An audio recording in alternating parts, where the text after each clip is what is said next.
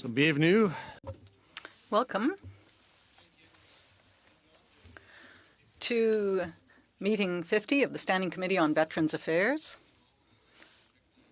This evening, we'll be continuing our study of the experience of women veterans. We have a few witnesses with us to introduce. But before doing that, I would just like to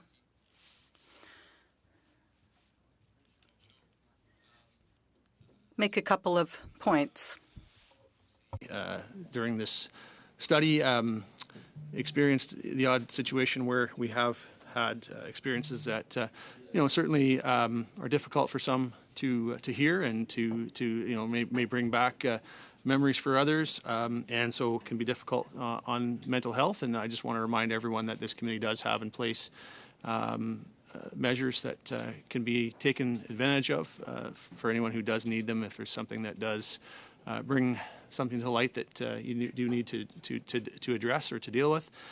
Please do see our clerk, and you can avail yourself of those opportunities if needed. So with that, we will turn to our witnesses. We do have a number of witnesses here with us this evening. And we do have some in person, and I believe we've got others that are online with us tonight. We do have here in person with the Atlas Institute, Marianne Notariani. Is that pretty close? Yeah? Okay. And Dr. Sarah Rodriguez.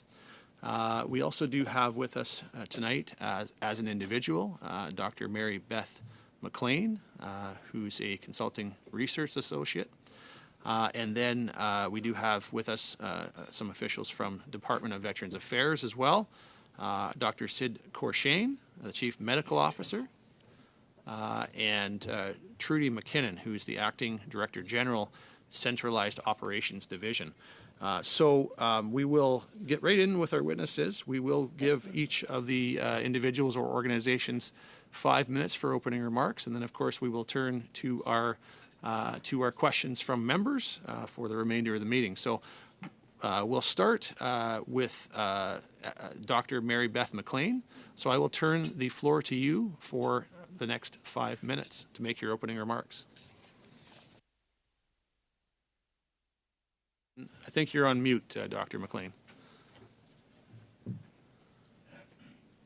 Try it now. Got it. There. Now, starting now. Thanks. Okay. Yes, thank you very much for the opportunity to speak with you today about this important topic. I appeared before this committee on January 30th, and then I spoke about the veteran population and employment experience in general. And most of my talk was on studies related to the Life After Service studies, which is a survey and an income record linkage study conducted every 3 years by Statistics Canada. So today I'll be using that same data, and I'll talk about the employment experience of particularly of female veterans. So female veterans in Canada have been found to experience relatively large reductions in post-release income, and much of this is due to a decline in their employment earnings. And it's a result in part of their lower labor force participation and higher rates of part-time work compared to male veterans. In the year after release, 39% of women report that their main activity was working compared to 59% of men. So, and women are more likely to attend school, be providing care to others, and reporting being on disability as their main activity. And this explains a lot of their lower rates of labor force participation. Females are also twice as likely to work part-time post-release than male veterans. The largest employer for both female and male veterans is the public service. However, women are more likely to work in healthcare, while men are more likely to work in construction and manufacturing. As I mentioned earlier, women veterans earn less than men, and this is true across industries, except for mining and agriculture. So occupation may also play a role in women's lower earnings. However, we do not know what occupations veterans are working in post-release. Paradoxically, although female veterans are more likely to be in a comparable civilian occupation, such as administrative work at release than their male veteran counterparts, they are less likely to agree that the knowledge and skills used in their civilian job were the same as those used during their military service. However, in terms of satisfaction with employment, women and men have been found to be similar. So what does all this mean? For women, even more so than men, work disability is an issue. Fortunately, there are evidence-based approaches to the prevention of work disability, such as work accommodations, case management, and multidisciplinary healthcare. However, this necessitates that case managers at both VAC and CAF work closely with employers, which is, from what I understand, not often the case. Women who have caregiving responsibilities also required accommodations. It appears many women veterans may be taking part-time work to allow for time to care for others, or not working at all. And this puts them at a more precarious situation in terms of low income. Qualitative research could help us understand the unique barriers to labor market experiences of women. And then we also need more quantitative research that includes larger samples of female veterans. So as current data limits our detection of similarities and differences between male and female veterans, since female veterans make up only around 13% of the population. So it's hard to see, what differences there are between them, given those small numbers. Also, record linkage of tax data to survey data, which currently exists, but the record linkages between those two data sets has not been done. But this would help us better understand the lower labor force participation among women and their lower earnings as well. So that concludes my preamble, and I welcome your questions. Okay, you must have practiced that one. You almost hit 5 minutes on the head, just about perfectly. So you're well prepared. So thank you very much for that, and some very useful information. So thank you for that. And we'll maybe turn next to our witnesses, and I'm not sure which of you will deliver the opening remarks, but our witnesses who are here with us in person from the Atlas Institute for Veterans and Families. I'll just note that many of us in this committee were at the Sam Sharp breakfast on the Hill this week, and I had the pleasure of sitting at a table for breakfast with some members of your institute, including your CEO, and very interested in hearing your contributions today based on some of the conversation I had that morning. So we'll turn it to you. I'm not sure which of you is making the opening remarks, but whichever of you would like to. Is it Ms. Notarianni? I'll be kicking things off, and then Okay. I'll turn to Sarah. So So we're splitting our time. Sure. We'll start with you then, and between the two of you, however you'd like to use it, you do have the next 5 minutes. So. Wonderful. Hello, everyone, and thank you for the opportunity to speak here today.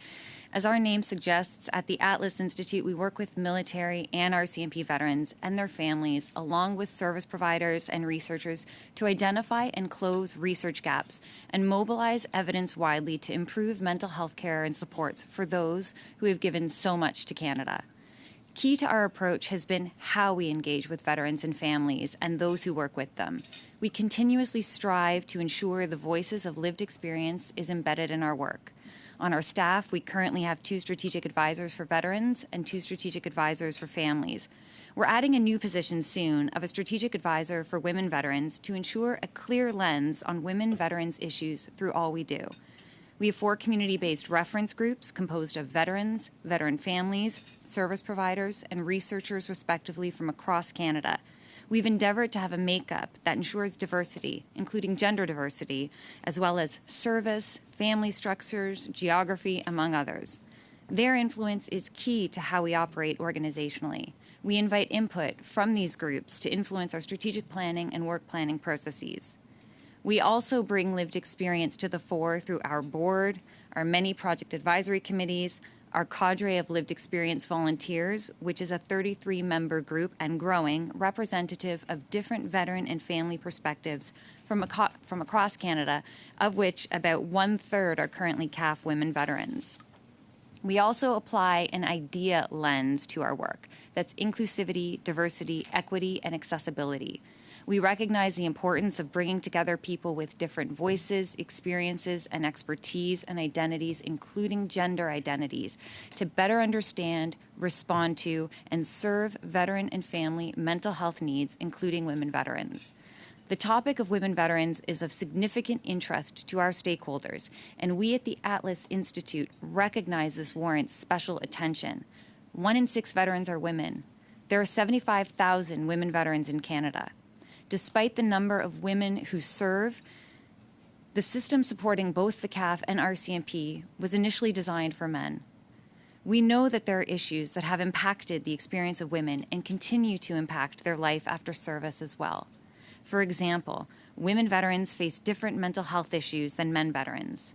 Research has shown that women CAF veterans are more likely to report a difficult transition out of the military than men CAF veterans.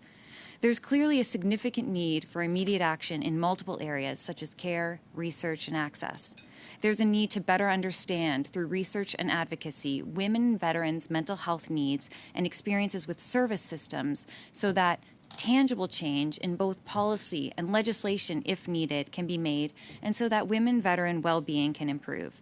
As such, we commend this committee for this intensive study, which prioritizes the understanding the unique needs of women veterans.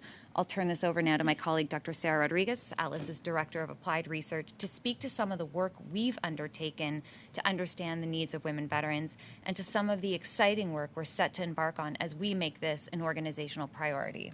Thank you, Marianne. Thank you for the invitation to speak to you today. Over the past few weeks, the committee has heard about critical gaps in data collection and research on women veterans' health across many areas. Researchers at the Atlas Institute have observed this as well through a recent research gap analysis that we conducted, which also prompted a need for us to identify specific areas for further investigation.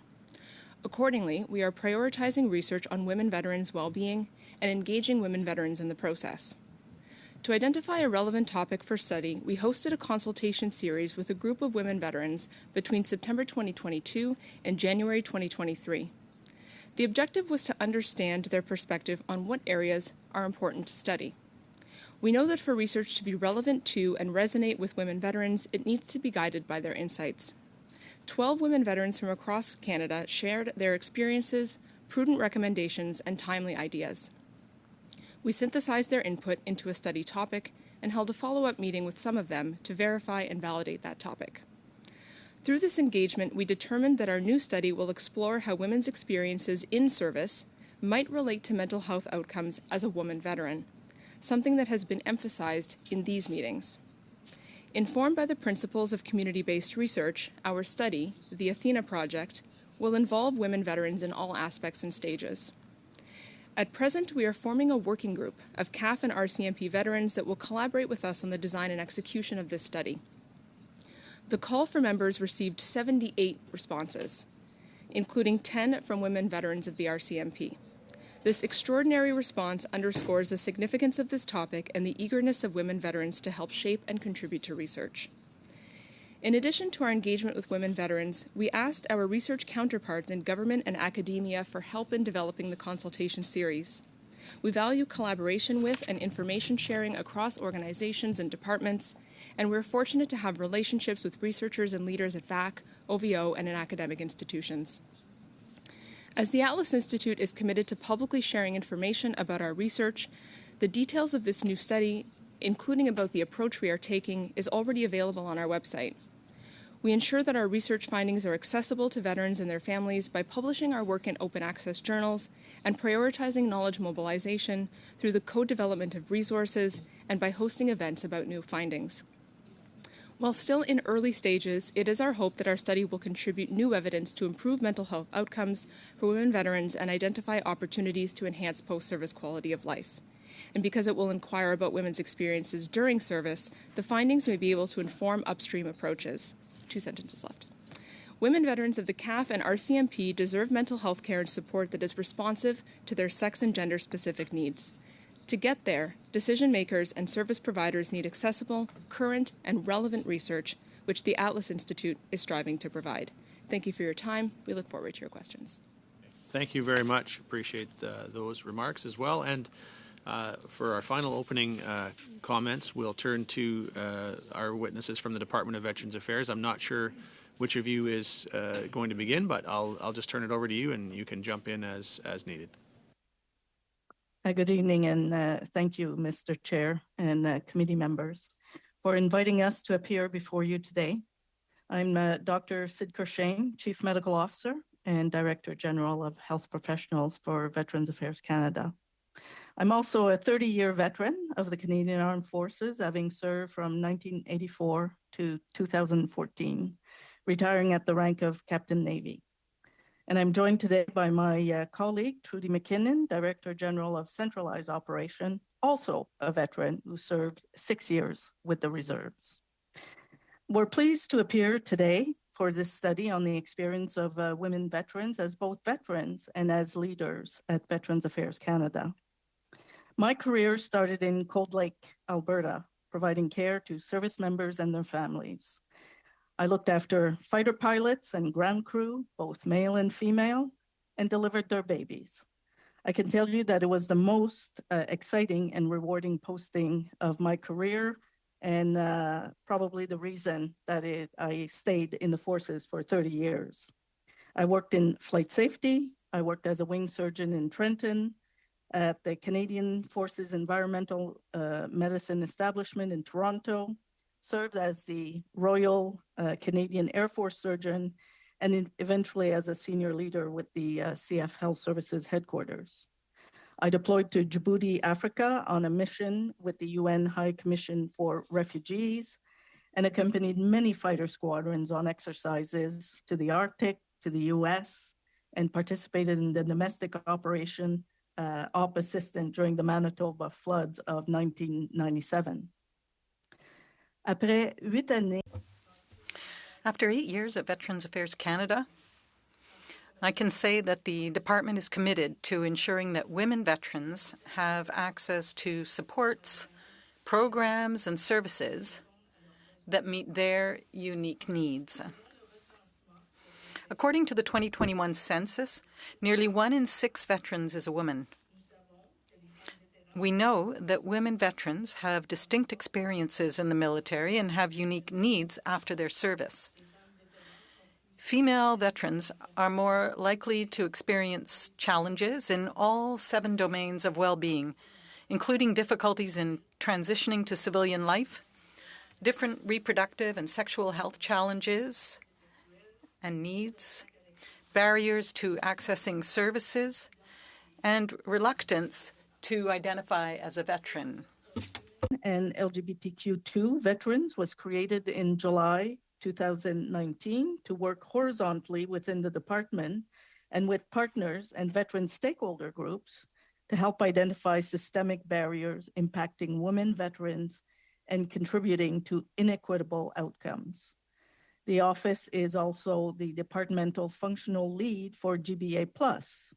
We now have a GBA Plus strategy that identifies key actions and a GBA Plus policy that sets clear roles and responsibilities within the department. We've also strengthened our data collection, leveraging national survey data and qualitative storytelling of lived experiences like military sexual trauma, the LGBT purge, women's health issues, and so on. À la suite, following the first Women Veterans Forum in 2019, The Minister committed to regular conversations with women veterans, resulting in a virtual series in 2020 and a recent 2SL LGBTQ plus Women and Veterans Forum in 2023, held in February of this year. Veterans Affairs Canada is committed to taking action and developing a departmental action plan to achieve equity and inclusion goals for women veterans and other underrepresented or marginalized groups to create a culture of equity and inclusion with measurable goals and outcomes. The Minister created 6 advisory groups on families, policy, mental health, service excellence and transition, care and support, and commemoration. These groups are made up of stakeholders, and 40% of these are women. Establishment of the Atlas Institute for Veterans and Families that are doing a lot of excellent work in this field, but as we've already heard from them, and I will let them speak to their successes and their work as they mentioned in their opening remarks. In addition to enhance awareness and understanding of specific needs of subpopulations, targeted engagement with women and 2S LGBTQI plus veterans, and concerted efforts to integrate the use of disaggregated data, we've made advancements in the following areas. A veteran identifier in Census 2021, in addition to a gender identity marker, VAC Women Veterans Research Plan, the Veteran Family Wellbeing Fund, targeted funding to support women and other marginalized groups, implemented a sex and gender equity research principles in VAC-sponsored research, fairness and disability benefit adjudication with a dedicated unit focused on women veteran claims, improvements to the table of disability, and entitlement eligibility guidelines, and inclusive commemorative activities and products. Also, in partnership with the Sexual Misconduct Support Resource Center, we're developing a military sexual trauma peer support program. And Dr. Corshane, sorry to interrupt you. We are a fair bit over time. I don't mind if you just need 30 seconds or so to wrap up. That would be great. And yes. Yeah. Okay. So I just want to finish on. Recently, we launched a community health needs assessment to better understand population health needs across diverse subpopulations like women veterans. Thank you very much for your time, and we'll be happy to take your questions. Merci. Thank you. All right. It looks like I just needed to give you a few more seconds of patience there. My apologies. It's sometimes hard to know when someone's arriving to conclusion. So, but I do appreciate your remarks. We certainly, as a committee, do appreciate them, and thank you to both of you for your service to our country, both during your time in the forces and continuing to serve your fellow veterans in Veterans Affairs. Great to see, two members of Veterans Affairs that are veterans themselves here with us tonight. Something we hope to see even more of as we move forward in the future. So thank you for being here with us, and we'll now turn to our questioning rounds. With our first round of questions, there is 6 minutes allotted to each of the 4 recognized political parties in the House of Commons. And the first round would go to the Conservative Party, and Mr. Fraser Tolmie will have the next 6 minutes for questions. Thank you, Chair, and thank you to our guests for this evening. To those that have served, thank you very much for your service, and thank you for joining us by Zoom. There is a lot of information that has been shared with us today, and so I apologize. I know that we'll have quite a few questions for you. I'd like to start off with Ms. McLean. One of the questions I have for you is, last year you co-authored an article published in the Frontiers in Public Health Journal titled Lessons Learned from Presumptive Condition Lists in Veteran Compensation Systems. In this article, you discuss presumptive condition lists used by the U.S., the UK, New Zealand, and Australia in their departments of Veterans Affairs. What has stood out for us is that all of these countries have presumptive conditions lists, yet Veterans Affairs Canada does not. Can you speak to your findings on this and maybe elaborate a little bit more for this committee? Yeah, I suppose I could. Though I haven't looked at that paper for a little while, but and also I was second author on that paper as well. But yeah, Make it your own.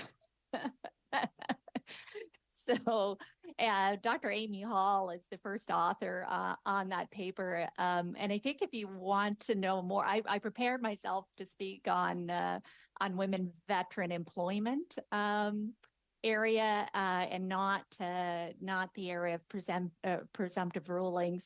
But I can get back to the committee on that paper if you like.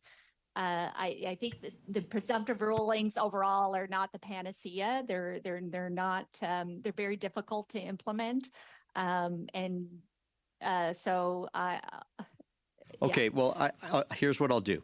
I'll switch bait. How's that? And make it a little bit easier for you if you prepared in this in equity. I have a few questions concerning that as well. So why don't we go down that pathway? And so you talked about equity after the military, and the challenges facing women once they've released from the military. You talked about part-time and how women will become caregivers. Who are they becoming caregivers for? Is there a link here? Is that something that we should be looking at? Yeah, well, it's probably given their age, it's not asked. It's just caregiving in general. We don't know exactly, what caregiving they're doing, but given their average age at release, it's likely to be children. It could be parents as well, but it's much more likely to be children, and therefore caregiving is probably, they may be releasing to start to have children, potentially, but as I said, this is what I'm speaking to mostly is from quantitative data, or actually exclusively quantitative data. But I also suggested that we needed more qualitative data from female veterans. There was a study done following veterans pre and post release, and it was 80 veterans, and a good share of actually women were overrepresented in that study. But they didn't specifically look at much at employment, although it was one area. They didn't look at barriers to participation in employment.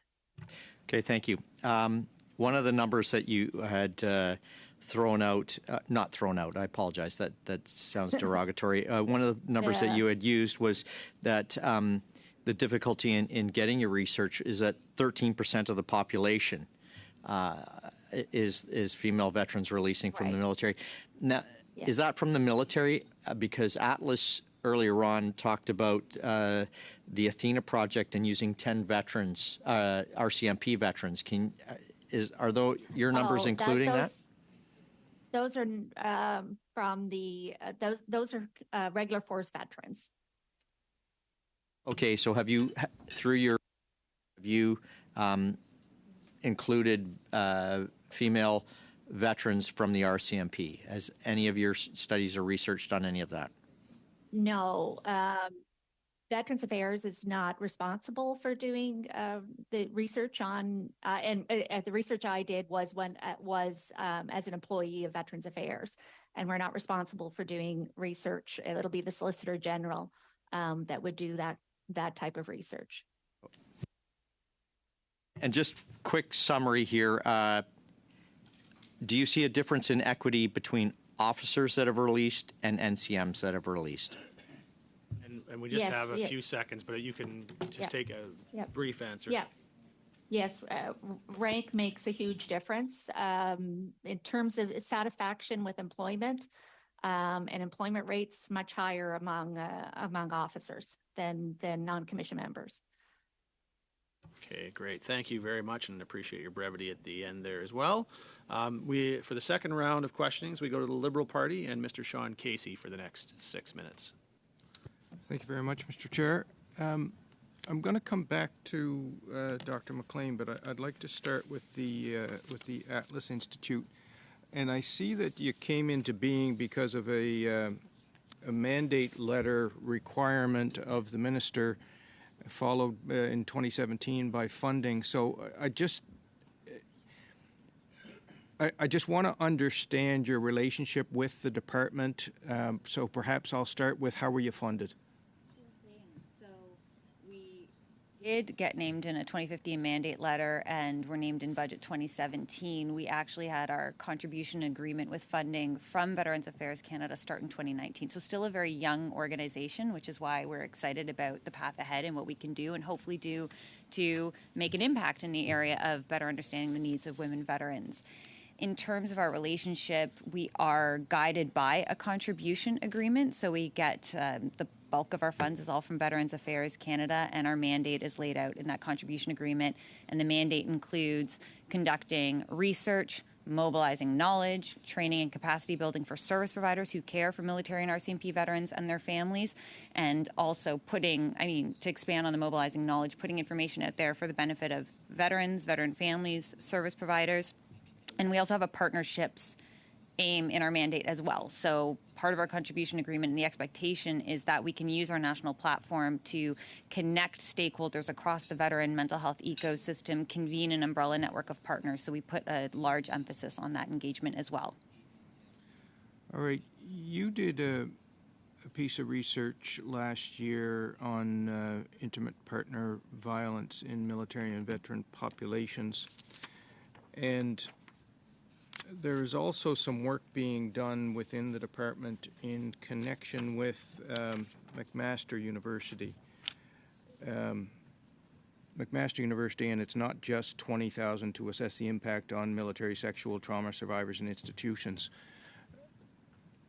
Are they connected? Is Atlas and McMaster working together on this issue? It seems that there's two organizations associated with Veterans Affairs working on something that appears to be comparable. So maybe you can enlighten me on that. So I'd love to know the specifics because there's a few things we have going on. We are indeed doing research on intimate partner violence. We've done a couple of research projects in that area, starting with a systematic review that was done in partnership with Phoenix, Australia, and another literature review. And we have a couple underway, including one that we are leading, again, in partnership with Phoenix. That's actually a qualitative study to look at the experiences of Canadian veterans and their families with respect to intimate partner violence, because that's an area that we don't know a lot about, right? So the literature shows that we don't know much about the situation in Canada. So that's something we're leading. And we do have another project underway in intimate partner violence with folks at McMaster University, and that's more to evaluate a training intervention. So taking an existing Made in Canada evidence-based intervention for domestic violence, family violence, and evaluating and assessing how that would work and fit for providers who are interacting with veterans and families. You mentioned McMaster, and it's not just INJ 20K and MST. So these are partners we engage with, and we have different partnerships and relationships underway with folks at McMaster and sit around the table with some of these stakeholders. So I may need to understand the specifics before I confirm which is which, but for sure there's work that we have underway collaboratively with some of these stakeholders. Thank you.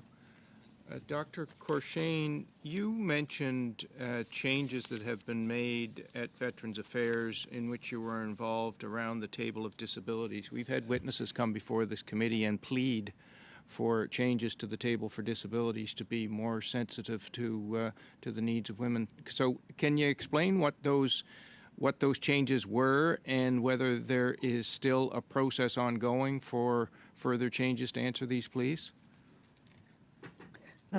Thank you, Mr. Chair, for this question. I would defer to my colleague Trudy, because this is work that is being done in her division. If you would allow that, Mr. Chair.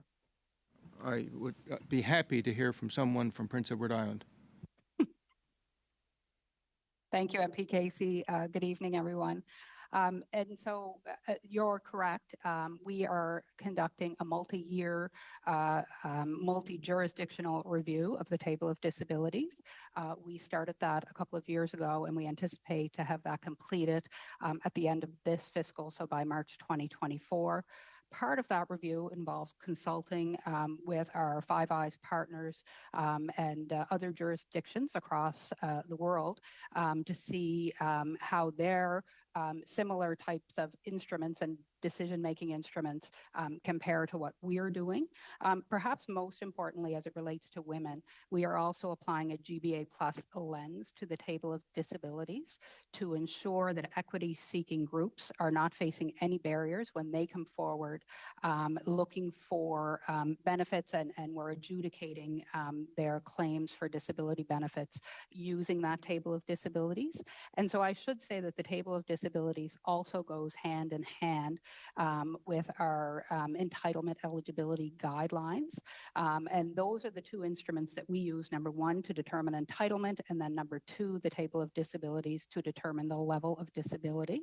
And so both of those instruments are being updated, and both of those instruments are also being looked at under the GBA plus lens to ensure, again, that there are no barriers to access for example, women veterans and equity-seeking veterans when they come forward. And so that work is ongoing, and we anticipate that we will have that work completed by the end of March. I will also note, in regards to the entitlement eligibility guidelines, we continue to work on those to update those. There are 43 of those that we use in terms of decision-making here in Centralized Operations Division. And in January 2022, we implemented a new entitlement eligibility guidelines for sexual dysfunction, which is a condition that affects both male and female veterans coming forward, but affects them quite differently. And so our intention is and so that's a good example of how we would be updating those. So as veterans come forward and they're presenting with similar conditions, or the same condition, those could have very different impacts on male and female. And so we are going through our entitlement eligibility guidelines and the Table of Disabilities at the same time. Thank you. Merci, Mr. Casey. Thank you, Mr. Casey. And up next is Mr. Desilets for the Bloc Québécois. You have 6 minutes. Thank you very much, Chair. And in passing, you're doing very well, Chair. Good evening, colleagues. Good evening to our guests. First of all, Chair, I'd like to provide you with a notice of motion. It's very simple. I believe the clerk has it and the translation. I don't have 48 hours, so I'm simply going to table it unless there's unanimity. Would you want me to read it? That might be a good idea.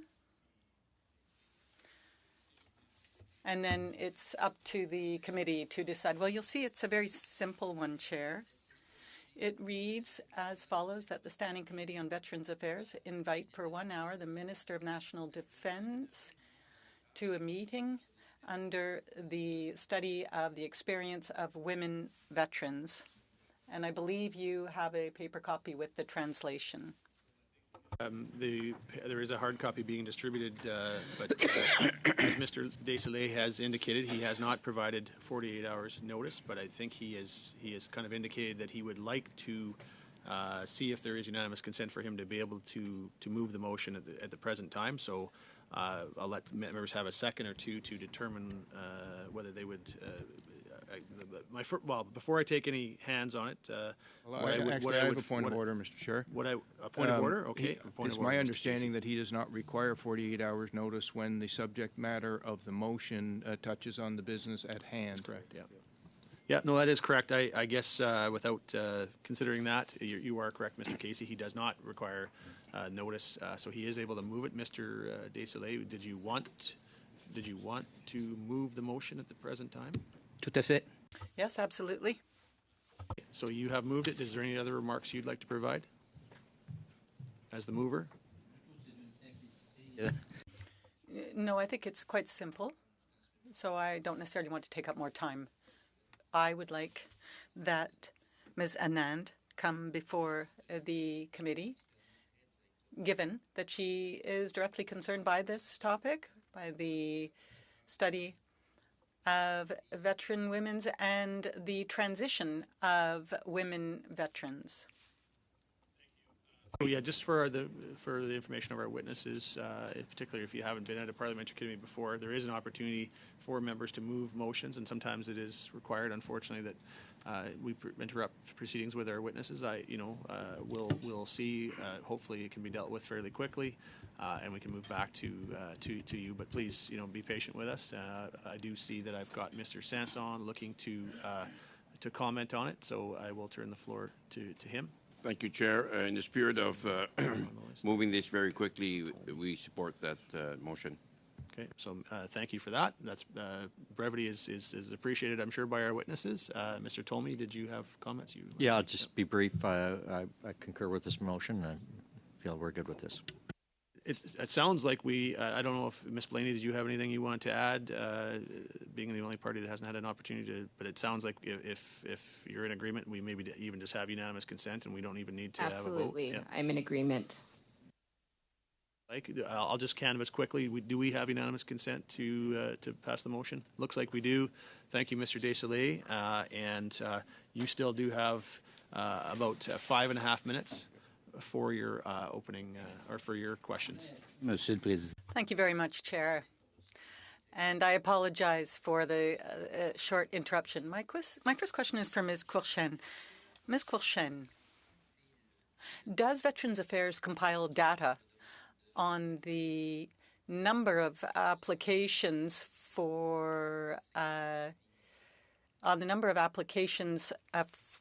based on sexual trauma? Thank you very much for the question.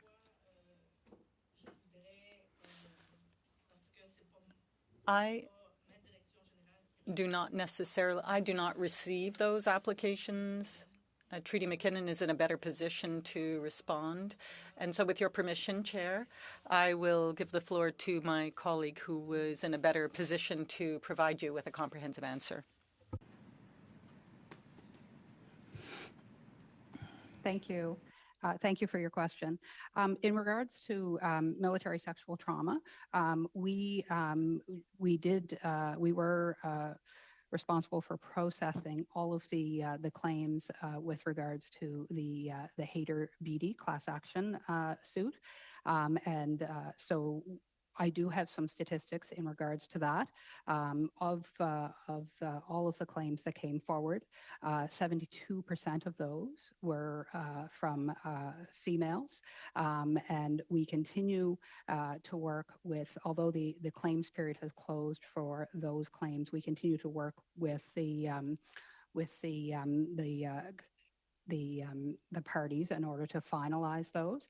I will also say in regards to military sexual trauma that we have a unit dedicated to dealing with those claims, and they have developed an expertise over the course of the past several months in dealing with those claims. And our intention is to maintain that unit going forward so that as those claims come in, we have a staff that are trained and have a competency and a sensitivity in dealing with those types of disability applications. And so that is our plan moving forward. And we do anticipate that we will continue to receive those outside of any type of class action. And we'll continue to support members as they come forward with those types of issues. McKinnon, Thank you. Could you please provide the committee with the data that you currently have, the number of claims, for example, and anything else that may be relevant? Would that be possible?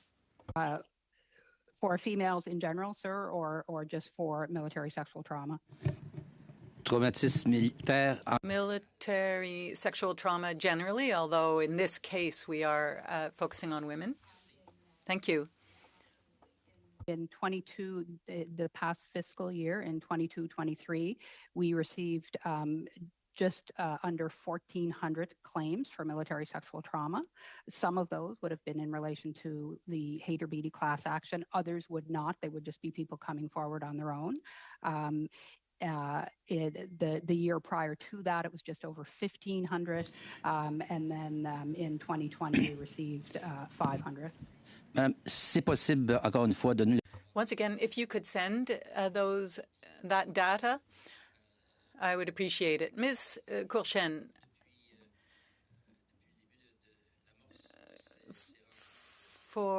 since the beginning of these meetings, considering the study of women veterans,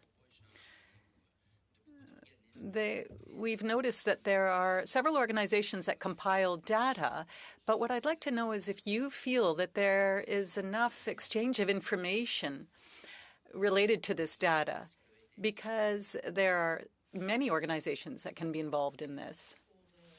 Thank you very much for the question.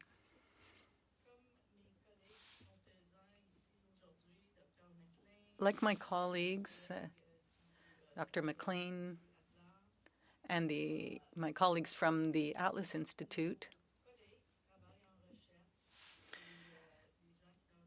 we work in research, and there are people who work in research institutes like them, and they work in collaboration with each other, in partnership with each other. So there is an information exchange. I think there's very good collaboration, actually, and that's why the Center of Excellence was established, in order to be able to network within this area, in order to get as much information as possible. Perhaps my colleagues, like Dr. McLean or my colleagues from the Atlas Institute, have their opinions about this, but in my opinion, there's very good exchange of information, and even in terms of international information exchange with our Five Eyes partners, for example. So there is good collaboration and exchange of information. Thank you. To our witness, our analyst has just put a bug in my ear that we'd just like to get a sense of the 3,500 claims that you mentioned, how many were accepted and how many were denied. Do you have that information? I don't, unfortunately, right now, Mr. Chair, but certainly happy to come back with that. If you could send that information to our clerk, that would be appreciated. I think that would help our analysts in terms of our report that we will write when we conclude the study. So thank you very much for that, and we'll expect that information from you. We now have the New Democratic Party for the next 6 minutes for the final portion of the first round, and we'll go to Ms. Blaney. Well, thank you so much, Chair, and thank you to all of our witnesses for being here, and to those of you who served our country. I appreciate deeply the service that you have provided then and today. I think the first question, and I'm going to start with Atlas first, and please, you decide who should answer the question, but I will be asking everyone, so if you could listen to the question and decide who's best to answer, I would really appreciate it. What we've heard repeatedly in this study from women veterans is that they feel invisible and that data isn't collected, so they don't know the trends of what's happening. They find that a lot of their healthcare challenges are not recognized, their employment challenges are not recognized. There doesn't seem to be a clear pattern. And we also know that it's a low number that we're looking at. So I'm just really curious, how do we address the issue specifically around research when we have such a small data set? And how do we make sure that in that reality, we don't make invisible the real issues that women veterans are facing? Thank you very much for the question. It's also something that we've heard about anecdotally in conversations we've had with women veterans, with partners and other organizations, this notion of invisibility, and also something that this committee has heard about in terms of not feeling like a veteran or not identifying as a veteran or reluctance to do so. In terms of the data that is collected, perhaps it's important to clarify that data is collected. Where we see challenges is with the quality of some of the data that is available. The committee has heard about small sample sizes. This is also something that we are aware of, and in many cases, the small sample sizes or low cell counts makes it quite difficult to provide findings that are reliable, meaningful, interpretable, and that can help us draw conclusions to provide reasonable recommendations or salient conclusions on a particular issue. Perhaps there is an important question to be asked, not about what data we collect, but what questions we ask. Many of the studies that are currently where data is currently available to us, such as the Life After Service Survey, are designed for performance measurement, for surveillance, and they are population-based studies that, and as you've heard in prior witness statements, give us the ability to compare across the population or compare female veterans to male veterans. But perhaps what is needed is questions about women veterans in their own right, questions that take gender as a category of analysis, and that looks at the sex and gender specific needs of women veterans, that exclusively focuses on their experiences and questions that are relevant to them. I hope that's helpful. Thank you. Dr. McLean? Yes, thank you for the question. I agree with Dr. Rodriguez. As well. I think that there's, when you're doing population health research, you're getting a random sample of veterans, right? And then so you're going to get 13% females. And so for a lot of the indicators of well-being, and we use at Veterans Affairs, there's 21 indicators that are used. They're not gendered indicators. But across the seven domains of well-being, all of those should be disaggregated by sex. That's the ideal way to analyze the data. But as she mentioned, there are small sample sizes, so the confidence intervals are wide. So it's hard to tell if there's in fact a difference between women and men. But as Sid or Dr. Kershaw had mentioned, there's some hope there in terms of getting larger sample sizes of veterans with the 2021 census data. There has been release of some of that data already, but not there hasn't been enough releases yet to specifically look at women. But yes, data does need to be disaggregated. Yeah. And Dr. Kershaw. Thank you.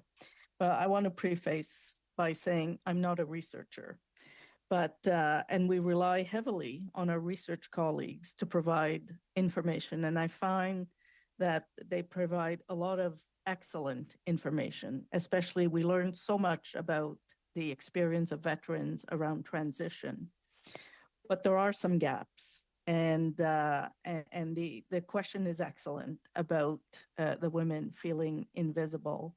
And that's why another step we're taking is to do this community health needs assessment, which is going to go and look for those underrepresented and the women specifically, to ask them about what needs are not being met and all that. And I think all of the information we use to build a picture, sort of like a puzzle. Everybody has a part of the information, but we want to put it all together to paint a clear picture, and especially for the underrepresented veterans and women. Thank you. Thank you. So we've kind of arrived at about the end of your round there, Ms. Blaney, and we'll move now to our second round. So in our second round, for the witnesses' information, we have two different sets of questions from the Conservative and Liberal Party for 5 minutes each, sandwiched around 2.5-minute rounds for the Bloc Québécois and the NDP. So we will start the second round with a 5-minute round for the Conservative Party, and it'll be Mrs. Kathy Wagenthal. Thank you very much, Chair, and thank you all for being here. And for those of you who've served, deeply appreciate your commitment to Canada in whatever role that you're playing. I would like to ask Dr. Cushane, first of all, some questions in regard to conversations we've had here with D&D now or CAF on this new move to the military to civilian transition process. And it's there now apparently in place. We've been waiting for the seamless transition program for some time. Specifically for those who are medically releasing, it moves from a transition advisor to a release administrator and then to a VAC service agent for the individual who is transitioning. But the comment was that if that's required, can you tell me whose responsibility is it to determine if they need a VAC agent? And from your experience, our veterans transition and then it's over time that they start to realize what some of their conditions are. Do you feel that this is something they should have in place as they make that seamless transition? Yes or no? Thank you for the question. The CAF transition group, as don't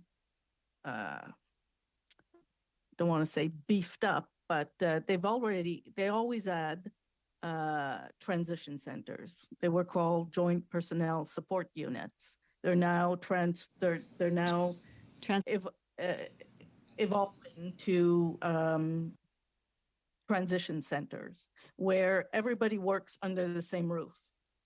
Every service member must have an interview before release. Excuse me. Medically released or not. Yes, I understand that, but my question is directly in regard to as they come to that final step, they will get a VAC servant agent. We're not even talking case manager, we're talking a service agent if required. So is it VAC that is making that decision whether or not they need that service because, the frustration is that they are medically released. I'm talking about those that are medically released, but then they struggle to get the care they need and yet they aren't allowed to serve anymore. So I just want your perspective. Do you think that a service agent should be supplied at least for the first, honestly, 5 years as they transition, they think they're ready to go and then they discover these conditions and things and they don't even know necessarily what it is that they qualify for. So would it not make sense to make that transition smooth, have less sanctuary trauma, whatnot, that they be supplied a service agent? I think, and again, I'm not in those centers. I'm not 100% familiar with the process, but I think veteran service agents are perfectly capable. I'm having lots of background, I'm sorry, are perfectly well suited to provide those interviews to veterans at the time of transition. From Veterans Affairs Canada was part of the compilation with Canadian Armed Forces who came up with and decided on the substance of these transition centers? I'm sorry, I missed the first part of the question. Who from Veterans Affairs Canada was engaged in determining the process and the transition centers, the decision-making around how this transition process from military to civilian life was going to take place? Because there was a pilot study, and now it's implemented in 13 out of 27 transition centers. So what role did VAC play in that? Who were the individuals who contributed from VAC's perspective of the seamless transition? Thank you for the question. Several people from the department were involved in that. So there's a seamless transition working group. Okay. Can you provide us that information as to who those individuals were? Yes, I can. Veterans Affairs Canada, we received a letter from the minister in regard to the number of professional health care providers that were engaged and now will be engaged with the new approach to the partners in Canadian Veterans Rehabilitation Services. And in the letter he states, Veterans Affairs Canada does not register health care professionals by specific program area. And I find that interesting because the Auditor General mentioned that there's a lot of trouble in trying to come up with any clarity on how effective different programs are. Do you not think that it would be important to organize those by specific program in light of the need for research on whether or not things are effective and whether needs are being met by how many of those professionals you have in each area and how many are being used and what the needs are based on that kind of information? And I'll have to just ask that the answer be quite brief. Oh, sorry. We'll have to get back to you on that because the rehab program is under another division, and I can get you that information. Thank you. If you could send that information and the other information that you were going to provide about the name of the individuals that were involved with the transition centers, if you could provide those to the clerk, then they can be distributed to the committee. So thank you for that, and we appreciate your willingness to follow up. Yes. Just clarify that it isn't just that particular program. This isn't. None of them are registered for all programs and services that Veterans Affairs provides. Okay. Okay. Thank So was that understood then, Dr. Corshane? What Ms. Wagenthal was looking for? Okay. So provide yes, that. Thank you. If you can provide that through the clerk, that would be appreciated. And we'll now move to 5 minutes for the Liberal Party, and it'll be Ms. Richie Valdez. Thank you, Chair, and thank you to the witnesses for joining us today. Special thank you to those who have served our country, and I appreciate all of your expertise in supporting veterans. Through you, Mr. Chair, I'll direct my questions to Atlas first. If you are able, could you summarize the ACVA project findings with the committee, which are your key learnings that you've from your consultations with women veterans? Happy to do so, and thank you for the question. I apologize if it wasn't clear from my remarks that the ACVA project is a study that we are just embarking upon. So at the moment, we're recruiting women veterans from the CAF and RCMP to form a working group to help us design the study. So we hope to have findings in 16 to 18 months from now. We'd be more than happy to share those when they are available. And, you know, we're excited to get started. Thank you. You're welcome to come back to this committee. Based on your research and experience, what role do you believe that mentorship and networking opportunities from your organization play in helping women veterans access career opportunities, particularly in male-dominated fields?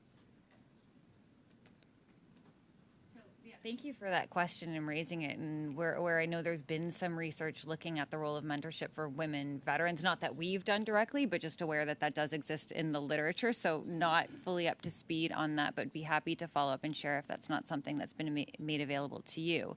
In terms of our organization, I think what we're proud of is the ability that we have to provide a platform for folks who've left the military RCMP service, for veterans, for their family members that may be looking for a platform to use their voice, to build their capacity through project advisory committees. We also, when we hire, we state explicitly in our job postings that we encourage applications from folks who are veterans and veteran family members. So I think there are ways that we are trying to approach that, as well as, you know, keeping an eye on the GBA plus lens through our hiring and through opportunities that we provide. So given our mental health focus, for sure recognize the benefit that mentorship, employment, all of that has, again, in terms of the domains of well-being. It's not an explicit program focus area of ours, but I think there's ways that we touch that through the opportunities we could provide through, again, those volunteer opportunities, through employment as well. And that's something that we extend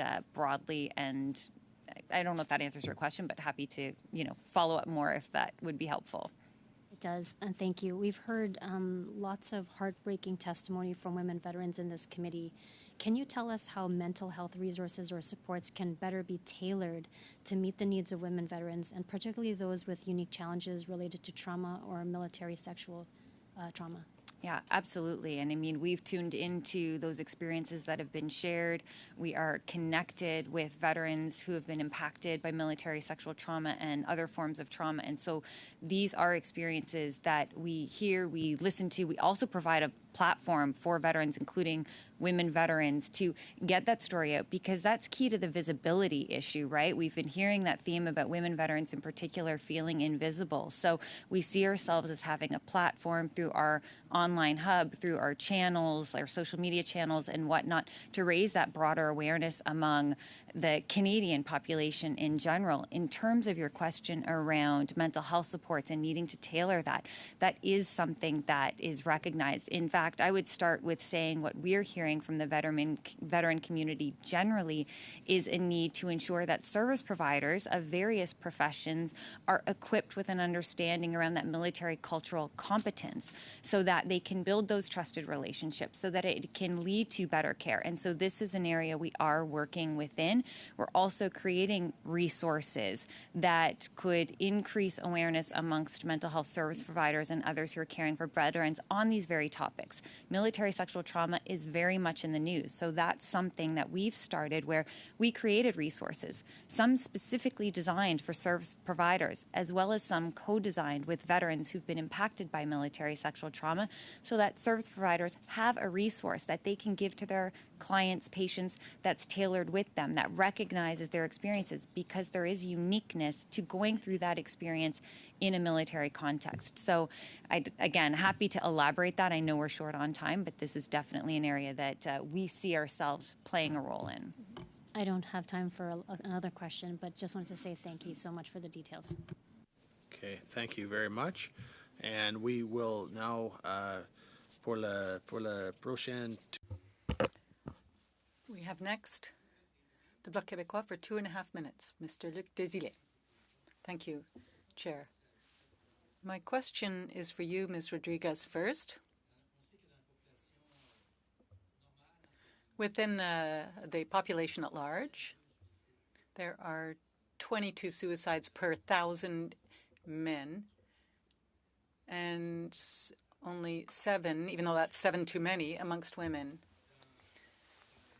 Now, when you peer into the world of veterans, there's 50% more suicides amongst the men and 100% more within the female veteran population. How do you explain that? Do you have an explanation for that?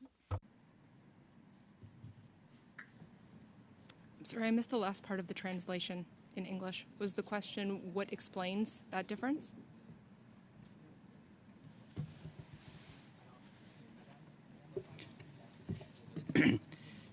OK. L'explanation pour cette différence? Comment vous expliquez? How do you explain the difference in those levels? More suicides amongst the male population and En anglais. Bien sûr, bien sûr. Oui. So this is something that we have observed as well in our reviews of some of the literature in more so the U.S., where there's a little bit more information and data that women are twice as likely to be at risk for suicide. It isn't something that we have investigated directly in data that we have collected or studies that we have done, but it is an observation that we've had as well in our reviews of the literature. In terms of what explains the difference, it is very difficult to say from the research that is available, because that research tends to be about prevalence rates. And what we have observed, and there may be more literature available that I myself have not read, looks at risks and, rates, and isn't digging into why that might be the case. So we have a sense of what the numbers are, but not the explanatory factors. Dr. McLean may have more insight into this. Avez-vous des hypothèses? Do you have any theories as to why this is the case? Yes, there has been studies of suicide mortality in Canada, and as Dr. Rodriguez has said, these focus on prevalence rates, and they may also be broken down by length of service and age and other factors, but do not focus on explanatory factors. In Canada, the suicide mortality rate among females is 1.8 times the odds of the general Canadian female population, and for males, it's 1.4. But what I'll make clear, though, is that male veterans still have higher rates of suicide mortality than female veterans do, which is also the case in the general population. But the rates are higher among female veterans compared to the Canadian population. Okay, merci, Mr. Desilets. Thank you, Mr. Desilets. I gave you a little extra time because of the delay in interpretation. So I did give you a little bit of extra time, but we will now move on to the NDP for 2.5 minutes. Laney. Thank you. So my next question is going to go back to Atlas and Dr. Rodriguez. There was some talking about some research that was done on the needs of women veterans around healthcare, I think I heard. I just want to check if that's something that can be shared with the committee. I think that was, okay, if you don't know, I'm not going to waste time with it. Are you doing any work on the issue of care for women veterans with PTSD during pregnancy? Not at the moment, but it is something that has been identified to us and shared with us as an issue that is important, and it has been noted to us by members of the women veteran community that reproductive and sexual health and mental health are inextricably linked in many cases. So it's certainly something that is of interest of us. It may be something that we explore with the working group for the research project that we are currently embarking on, so we are open to that possibility. Though our focus is on mental health, we would be arguably pretty careful about how we approach that, but something that we're certainly open to exploring. Thank you. Okay, so I'm curious, when a woman veteran has PTSD and gets pregnant, do we have any national standards on what types of therapies or medications can be safe to use while pregnant? I'm just curious because I've heard about this so many times and it has long-lasting impact. So Fortunately, not in a position to comment on what is known there or not known there. I apologize. Dr. Cochane, do you know anything?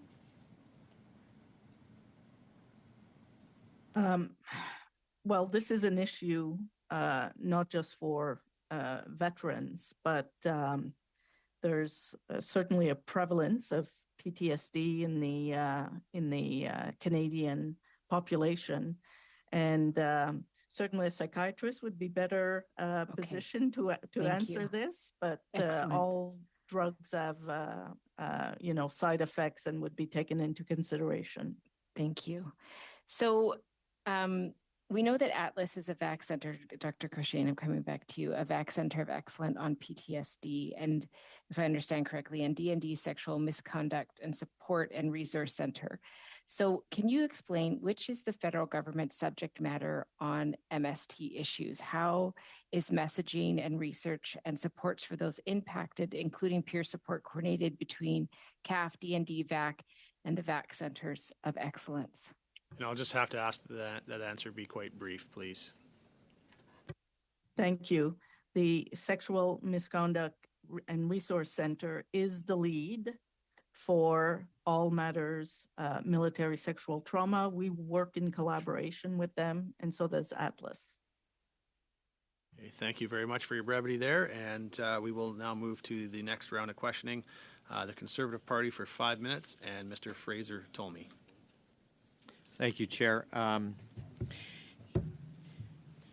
like to focus and ask the Atlas Group. One of the things when you're in the military, and if you're in the search and rescue area, you go as fast as your slowest person when you're trying to find someone that's lost or downed,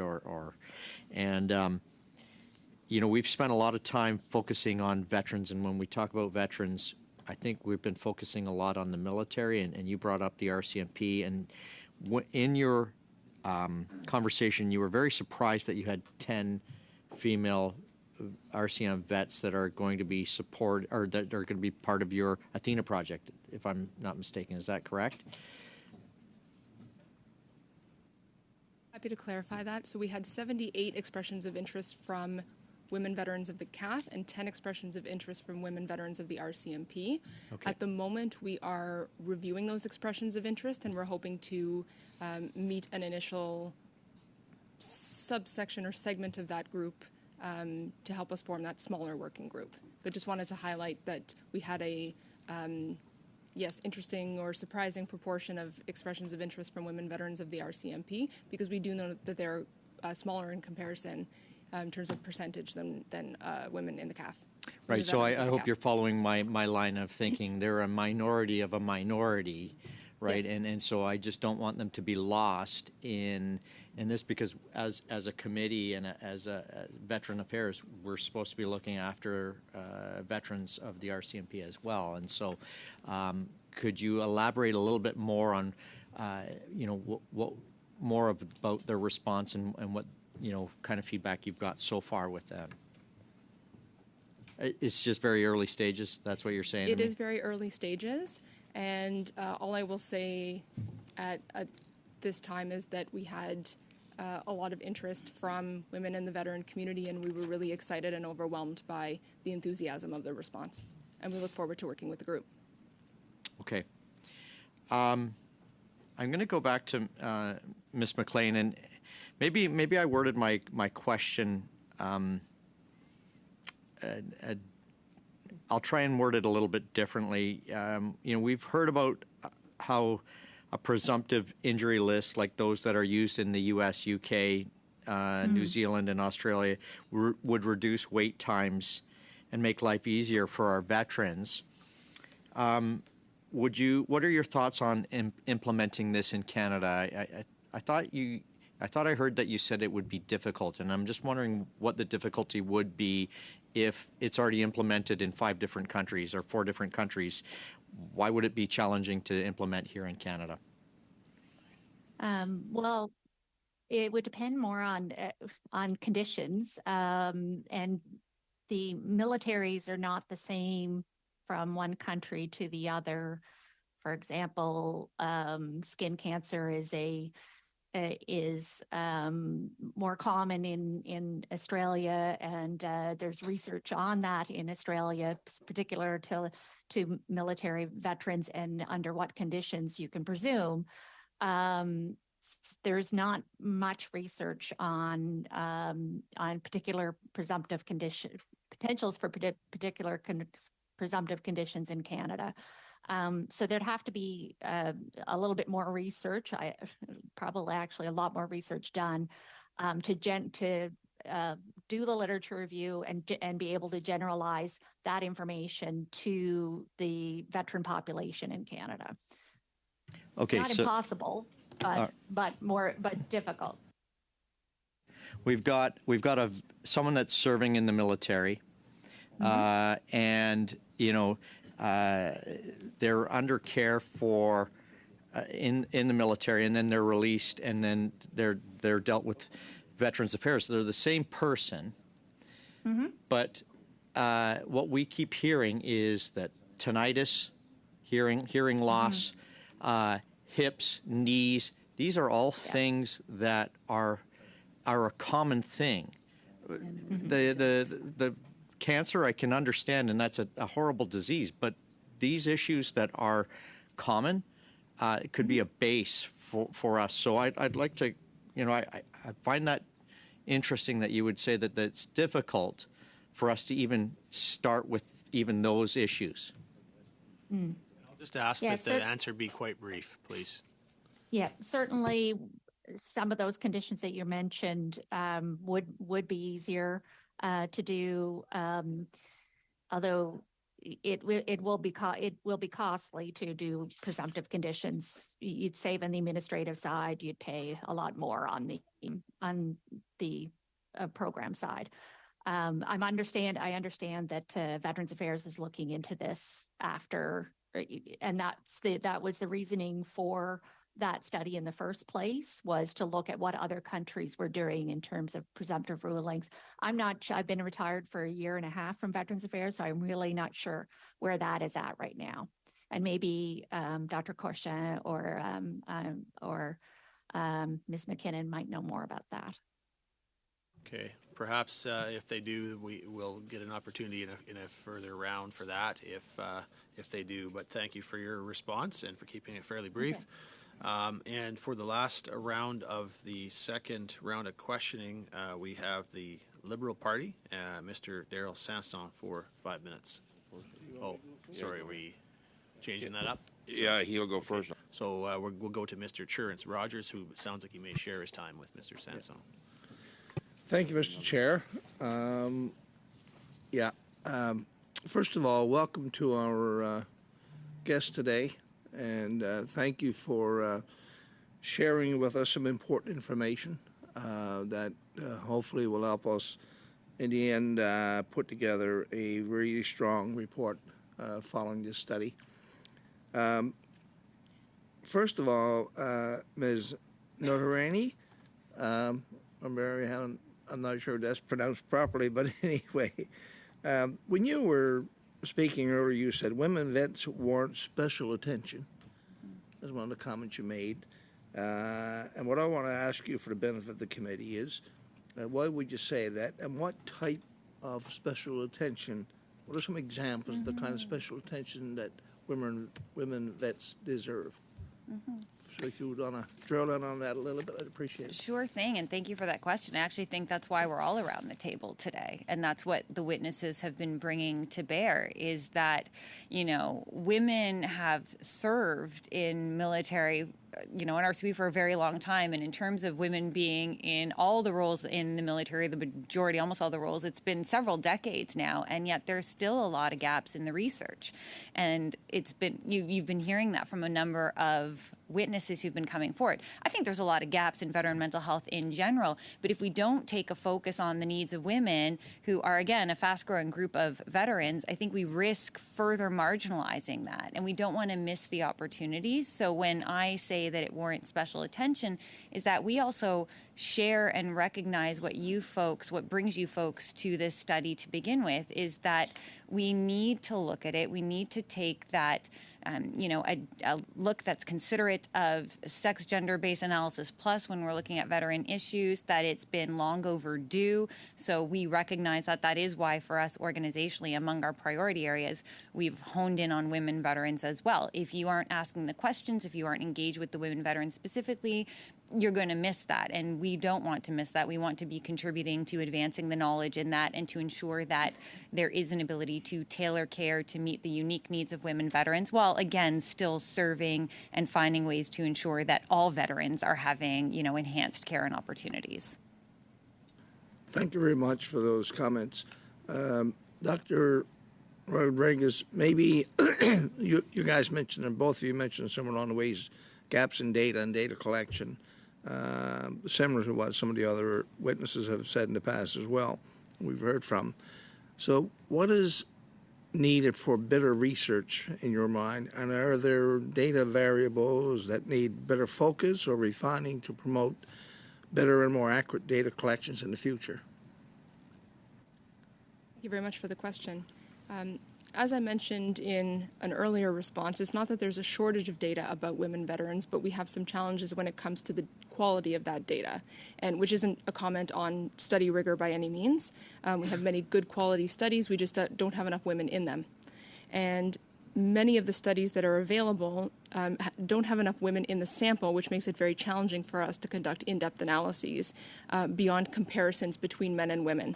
And further to that, because cell counts in some of these studies are so low, it makes it difficult to actually do an analysis or interpret findings with confidence. And then further to that, makes it even more challenging to do intersectional analyses, for example, of women of color or women who might live in rural areas, because your cell counts are even lower than that. So that presents an additional challenge if we wanted to do sex and gender-based analysis plus in that respect. As I mentioned, many of those studies are population-level studies designed for performance measurement and surveillance, and that is valuable information to have. We really believe in complementing quantitative research with qualitative research, because qualitative research has the power to change the nature of the questions that we ask in quantitative findings. We can use qualitative work to inform quantitative studies that we do.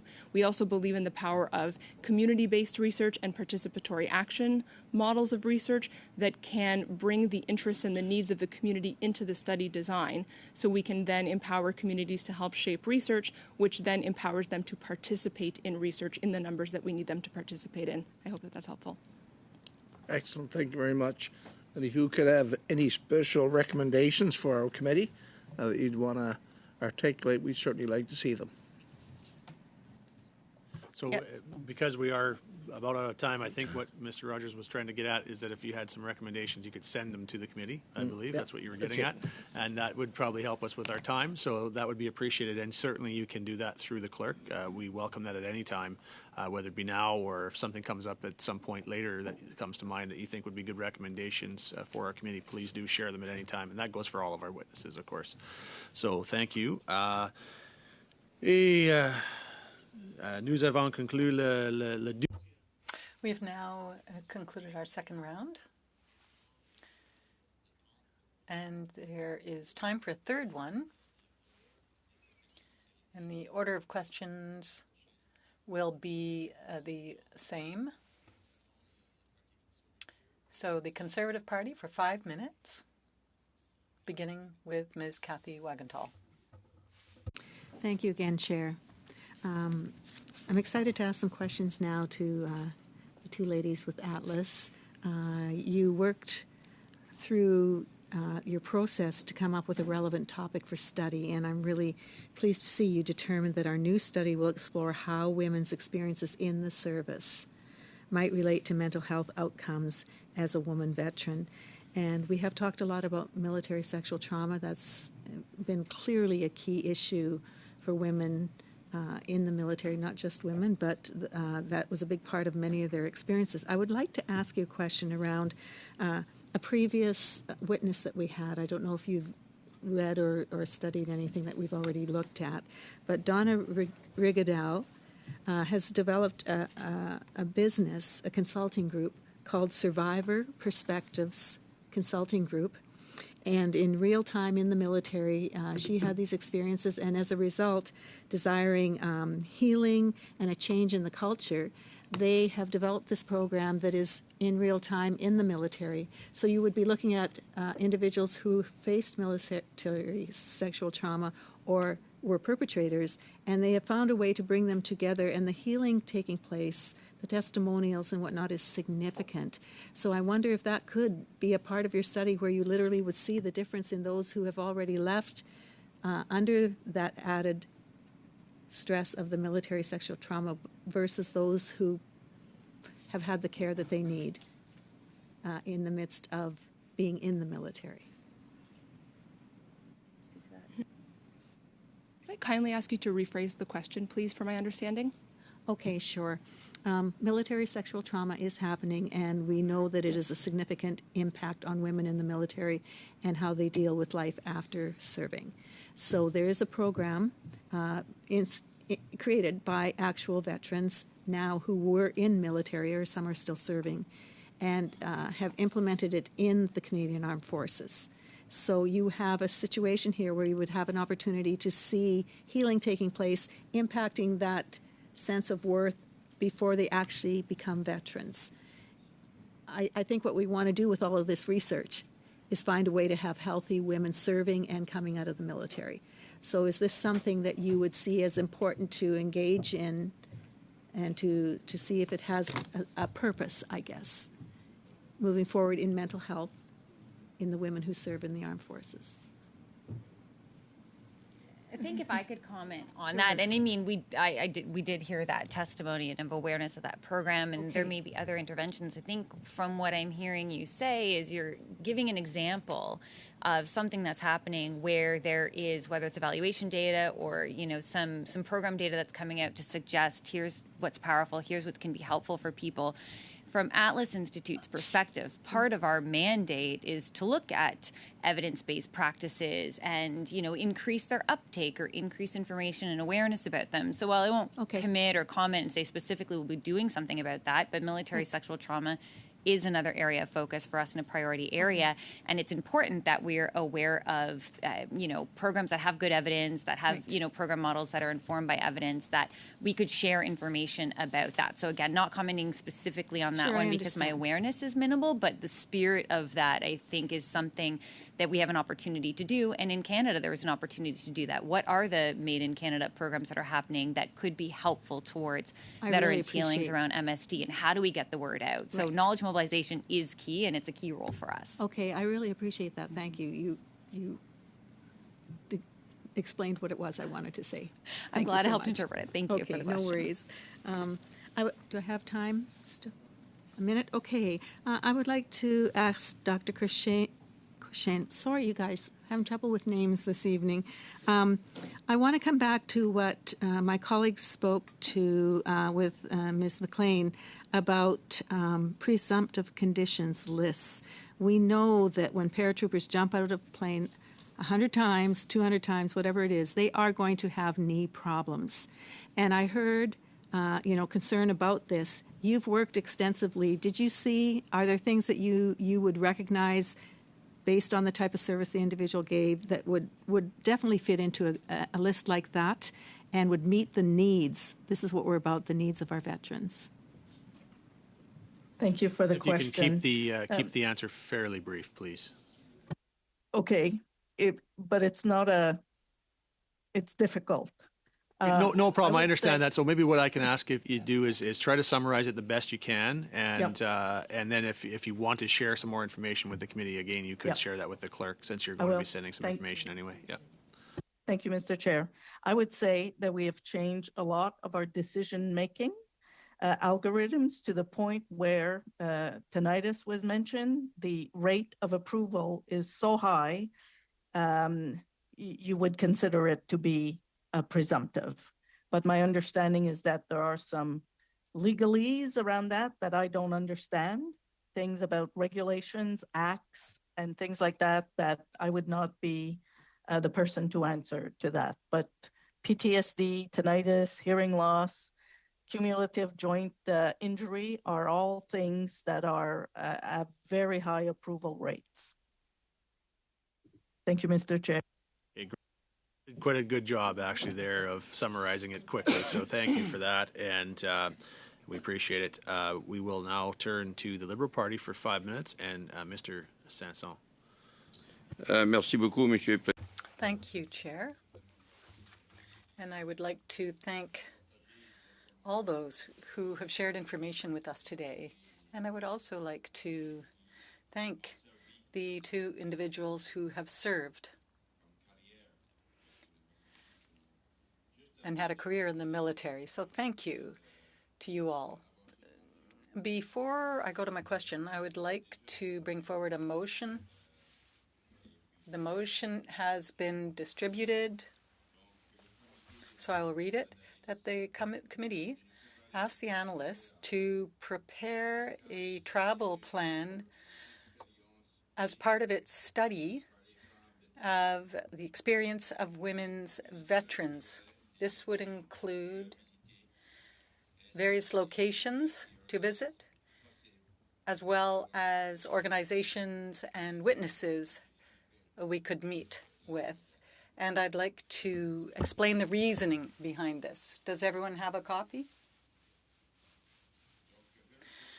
Take time from our presenters, but very quickly, I feel that this would enrich and enhance our study. If we go to visit women veterans in their communities, in front of their people, in a very less formal environment, we're going to hear and gather a lot of very good information. I know that the trip we did in 2017 right across the country on Indigenous veterans, they were extremely happy that our committee would displace ourselves from Ottawa and go into their communities and listen to their stories in front of their people and visit their cemeteries and visit their monuments and et cetera, et cetera. And I think in the analysis that could be done, we could keep in mind as well maybe regions that have not come forward in testimony here, so that we can capture a much greater focus right across the country. So I move this motion. Thank you. So thank you. So Mr. Sanson has moved a motion. The motion is in order. He has given 48 hours notice. However, in this case, it wouldn't even be required that he's done that. So he has moved a motion that's in order. And I will just point out for our witnesses once again that this does happen sometimes. Unfortunately, we are only given two-hour meetings a week, and members have to make a motion. Unfortunately, it does require sometimes it interrupts the proceedings we would otherwise have. Hopefully we can do it as quickly as we did the other one and move back to the testimony. So he has moved a motion. It is duly, and I will take speakers. I do see Mr. Tolmie and Miss Wagenthal. Oh, and I guess Miss Blaney was on, I didn't see on Zoom, so I think she was first. So I'll go in the order of Blaney, Tolmie, Wagenthal for a list of speakers. So Miss Blaney, floor is yours. Well, thank you so much, Chair. And I'm not sure I'll support the actual trip, but I'm more than willing to have a look at what the analyst puts forward. So I will vote in support, and hopefully we can get this done quickly so we can get back to the witnesses. Thank you. Okay, thank you, Ms. Blaney, and I'll go to Mr. Tolmie. Yeah, very similar. I think, Mr. Sanson, that what you've explained is a bit more clear than what was brought forward a couple of weeks ago. And so I'm willing to support it for the analyst and then see where we go from there. Thank you. And Ms. Wagenthal. Yes, thank you, Chair. I'll just comment as well. I believe I was on that same trip, and it was very well done. I want to make sure that if this is something we're looking at, I deeply appreciate the analyst putting this together for us. I would also like to encourage us to have the steering committee, which has representation from all parties around this table, to meet with him and to discuss and possibly make contributions even as to suggestions on who we should see and where we should go. That's a good suggestion as well. Thank you for that. Mr. Desailly, vous avez Did you have any comments? Thank you, Chair. Given that we are now at the very end of April, and this isn't so much a trip, it's actually a mission, isn't it? And without putting any pressure on the analysts, I think we need to have this before us quite quickly, because this mission might happen during the summer.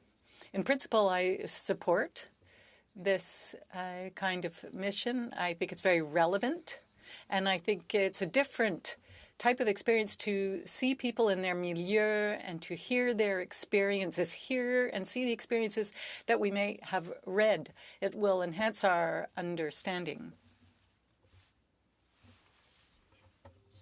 Comments, and so I hope that gives our analyst what he needs. I think there was some direction from a couple of the members on what they'd like to see, and I didn't really see anyone disagreeing with those things. So if you can try to incorporate that into preparing a plan, I think particularly around trying to make sure you get input from all of the members or all the parties through the steering committee as needed, so that we can ensure that we've got something together that I think reflects what everyone hopes to see. So if we can do that, we'll do that. I didn't get a sense that I need to call a vote. We've got unanimous consent to go ahead. It looks like. Did anyone object?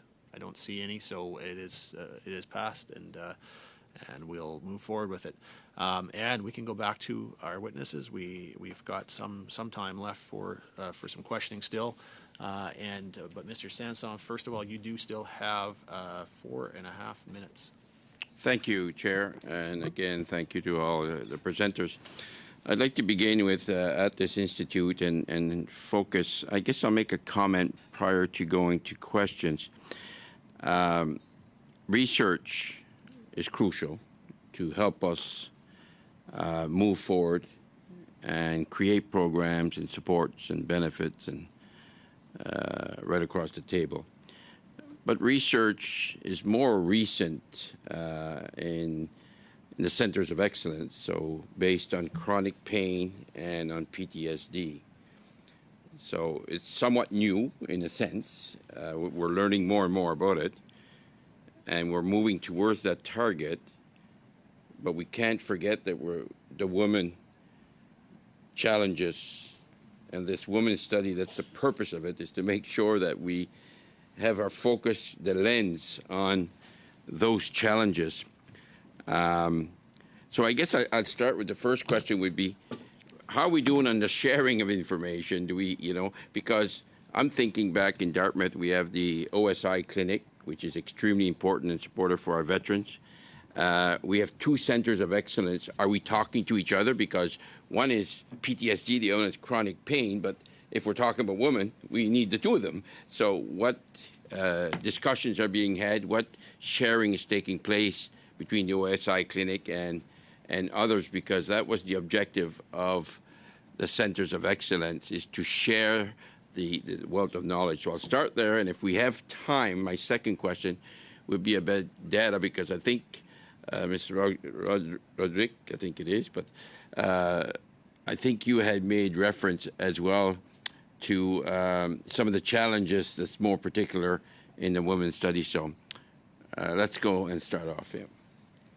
Thank you for that question, and I'll start with that first one. And absolutely, partnerships, mobilizing knowledge, sharing information, that is a core part of our mandate. You named a couple of examples of system stakeholders. We have an organizational memorandum of understanding with the Chronic Pain Center of Excellence. We meet frequently, we collaborate on projects, there's regular information sharing, and we actually have projects underway that are looking at, sort of co-occurrence with chronic pain, PTSD. So that's work that we're doing together.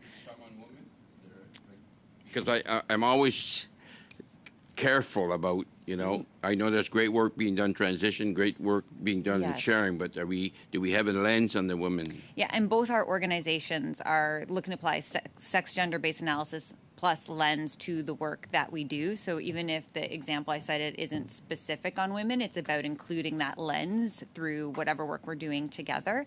And you mentioned operational stress injury clinics, and so that's another example of stakeholders who we do have relationships with. We had a couple of us had the pleasure of meeting with folks at Dartmouth and have different work underway, not specific at the moment of women. What I'll comment on, though, again, as a newer organization, it's about building these relationships, hearing from them what they're seeing, and the importance of having those relationships is so that we can understand their needs and also mobilize some of the research, some of the training opportunities that may take a specific focus on women to that audience. So again, we're connected with the operational stress injury clinics, and they're a great resource in terms of providing quality care to veterans. So thank you, Madame Roderick. Where I wanted to go with that point was you talked about the importance of asking the right questions in surveys, and I think that's crucial. I agree 100%. I know minorities, doesn't matter what minorities we are, we need to be asking the right questions, and often enough we're not. So when we talk about small samples, why can't we survey all women that have left the military in the last 10 years? Because when I talk to Statistics Canada, they just, you got to have a significant number to draw some information. So I say, ask them all the question instead of just asking 20% of the population. So are we able to expand that to every woman? That maybe in the last 10 years, or the 10 years they joined, and the last 10 years that they left the military? I'll have to ask that the response does be quite brief, please. I'll try to be brief. Ideally, you would survey the entire population and certainly try to get as large a sample as possible when we're doing quantitative studies. However, finding the population and encouraging them to participate in research can be difficult. So while you might do a very broad recruitment effort, you might see small numbers of people, particularly if the research is about a very sensitive topic, or if the population is difficult to reach, or you don't know how to find them, then that can pose challenges to surveying more people or getting a larger sample size. So we're hoping to overcome some of those challenges by working directly with the community to design that study and help us identify where do we find people to participate in research. Thank you. Lots of info in a short period of time. Thanks, Chair. No problem. Thank you. Nous avons commencé approximativement. We started about 5 minutes late, so I believe there's still an opportunity to wrap up the third round. And so we now have Mr. Luc Desilets from the Bloc Québécois. You have 2.5 minutes. Thank you very much, Chair. Ms. Rodriguez, earlier you referred to American studies. You said that there were more of them, and you also referred to the quality of the studies. It's not enough just to collect numbers. You need to have something that can be used. So given that the Americans are doing more studies than we are, do you think that in terms of mental health and suicide ideation, they might have lower levels than we do?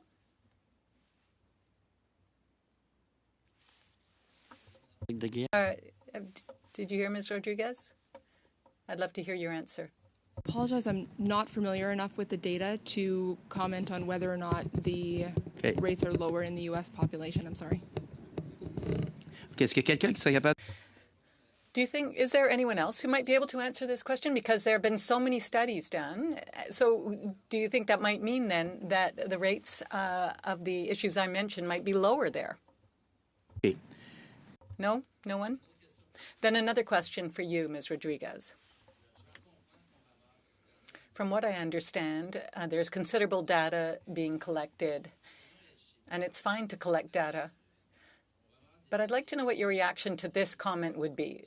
There's a collection of data, but it's still difficult to identify the causes of, say, for example, things like more suicide.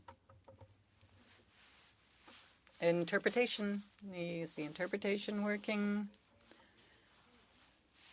Interpretation. Is it a problem for anyone?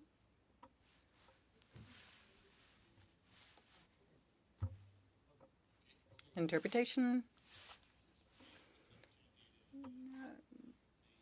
Okay, so re-put the question then.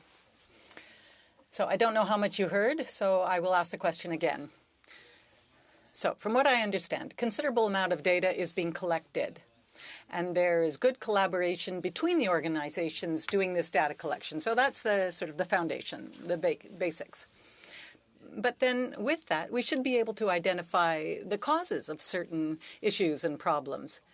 So we've been hearing many stakeholders, but it appears to me that it's difficult to understand what the cause is of these issues, for example, amongst women. Because once you've understood the causes, then you might be able to find solutions.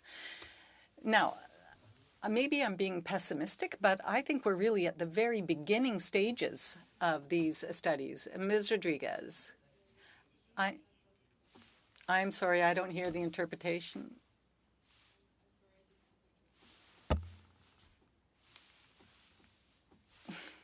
The microphone is on. I can hear the interpretation. Is there anyone else who can't? Perhaps the clerk could check your equipment. Well, I'm being told no one understands why she isn't hearing the interpretation. Possibly, is just try, see if you can take the earpiece from the next microphone over and try it. Make sure you're on channel 1. It'll say 01 English. Be cutting in and out, but Marianne was able to summarize the question for me. I apologize for the delay. So you think you're comfortable to be able to respond at this I believe point? so, yes. If the question is, there's so much data being collected, why don't we understand the causes of some of the issues that people are experiencing? Yeah, or specific to suicide. So I can't comment specific to suicide. It isn't data that I've looked into myself. But in general, I'll just elaborate on a point that I had made earlier, that most of the studies that are being done tend to trend in the direction of examining things like correlates, prevalence, rates of certain things, differences between men and women, if we're thinking specific to women veterans. And that data tends to be population-level data that uses dichotomized or categorical variables, so is something this way or that way. And many of the studies that we have available in Canada don't ask questions about explanatory factors. So, for example, if I'm thinking about questions asked about MST in the Life After Service survey, just because I was looking this up recently, The line of questioning is, did a certain event happen? And then under what circumstances did it happen? And there isn't a line of questioning about the quality of support that somebody may have or may not have received. So then it's difficult for us to make any kind of assessment or conclusion about how to support people and improve programs and services, for example, if we're not asking that question. Okay, thank you very much. Merci. And yeah, merci. Thank you. Turn now for a 2.5-minute round to the NDP, Ms. Blaney. Well, thank you, Chair. And that was really interesting about making sure that we ask the right questions so that we can get the information required to actually understand the issue and then move forward. So I'm going to ask Dr. Corshane. I only have a 2.5 minutes, so if I interrupt you, I apologize. But I'm just wondering if you can explain when a new injury is approved and a benefit is attached to that injury, for example, a service-related case of female infertility, how does that information get disseminated to VAC staff, case managers, adjudicators, to the veteran community at large, and to healthcare providers? The reason I ask is because of how many women are supporting other women veterans who have a similar health issue. They are not getting support for that their friend has. And so now they're working together, and what they're telling me is people don't know. So I'm just wondering if you can explain that process. Thank you for the question. If we were to implement a new process, or as in your example, we're approving a new injury, we would start with the staff who receive those applications, provide them with the new process, the reasoning and all that, and then we would work to disseminate it within our department, the frontline workers who work with the veterans directly, the case managers, the veteran service agents. We would work with our communications colleagues to put it out through our social media.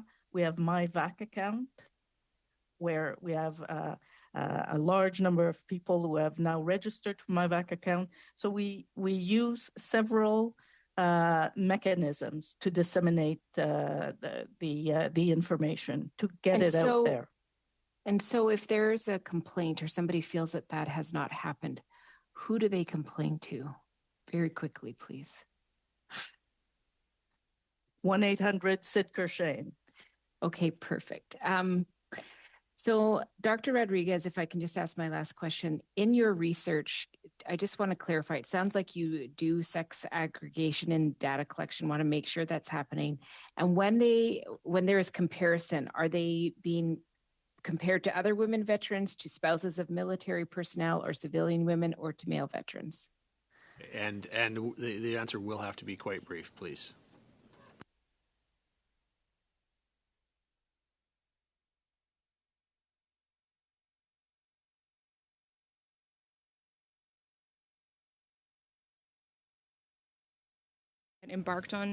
Thank you. We haven't yet embarked on data collection for this study, but as we look to embark on the study design and further develop the study, we will have a better sense of the sample size and the research questions. Apologize that I don't have more details at this time. Okay. So, yeah, if there's anything that you do want to send to the committee for more detail, please do send it through our clerk on that one. Okay, we've got two rounds left of 5 minutes. The first one is for the Conservative Party. Mr. Fraser Tolmie. Thank you, Chair. I have two questions, and they will go to Ms. Courchesnay. There are cases in which veterans are medically released from the Canadian Armed Forces with service-related injuries because they are deemed too disabled to continue to serve. Yet when they get to Veterans Affairs Canada, they're ineligible for disability benefits. What would need to happen in order to enable this kind of coordination between the CAF and the VAC in order for veterans to get care? Thank you for the question.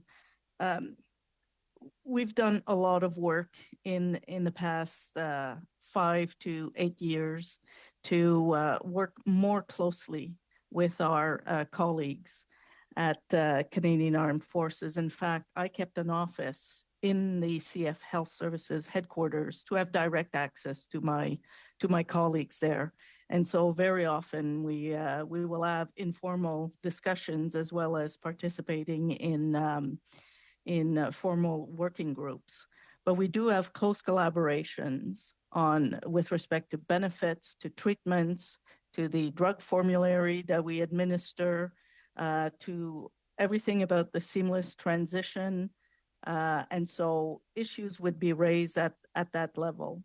So without a specific example of why you would be released for medical reasons and it wouldn't be recognized, it might be, and again, in this area, there's been evolution, but someone who develops a chronic disease that wasn't related to their service, these things can happen, diabetes, infectious diseases without someone having ever deployed could render someone not meeting the universality of service principles anymore.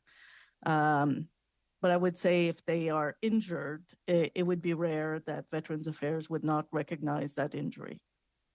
It would be more in the realm of illnesses that wouldn't meet that criteria, that threshold. Thank you.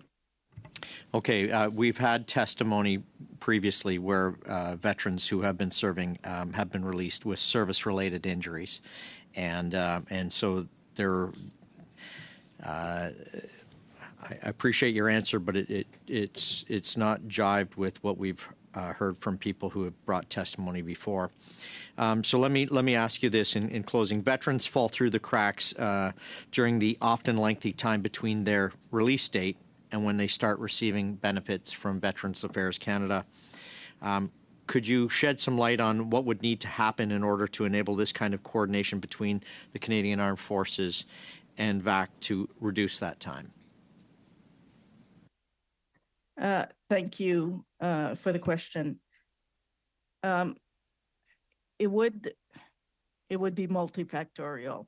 It would depend if the individual had actually applied for services. So they might be released and they might not have put in an application.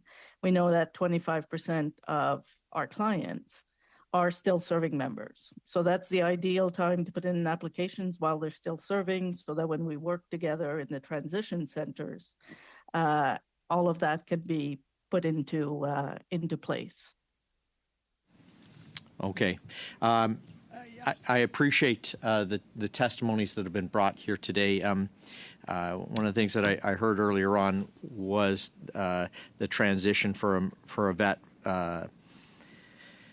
that it would be costly, and that's a concern for me because these are veterans that have put their lives on their line for our country, and that they have been away from their families and they've made huge sacrifices and they face difficult challenges. And I hope that this is not a barrier when we look at how we treat our veterans and what they've done for our country. So thank you very much for your testimonies today. Thank you very much for joining us. Okay, thank you, Mr. Tolmie. And we do have one final round of questioning, and that'll go to the Liberal Party and Mr. Casey for 5 minutes.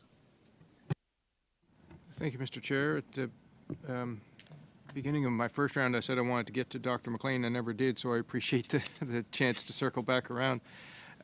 Dr. McLean, earlier in the meeting, you talked about the lower rates of participation in the labor force by women generally, by women veterans specifically, and you indicated that one of the reasons for that was leaving the service to be a caregiver. When pressed by Mr. Tolmie on whether that was for parents or children, you indicated more likely children. So first of all, my first question is, have I fairly summarized what we've heard on that topic? Yes, yeah, you have. Okay. Your conclusion in that regard would be based on research that you did when you were a health economist with Veterans Affairs. I understand you had a 15-year career at that. Yeah, more than 20-year career. Okay. Yeah. Okay. My notes are 15 plus. Okay. Yeah. So that means that research would be at least a year and a half old, right? Yeah, it'd be a few years old, but the life after service, it'd be based on the life after service studies, which is conducted every 3 years. And that finding has been consistent every 3 years. And the data that you would have been relying on would have been more than a year and a half old. Yeah. As you know, there has been a transformational investment in accessible, low-cost daycare in this country in the last couple of years.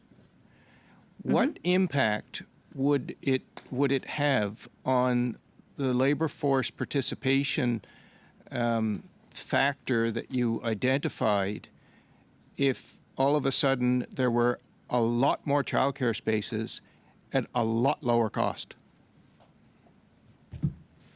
It likely would have an impact because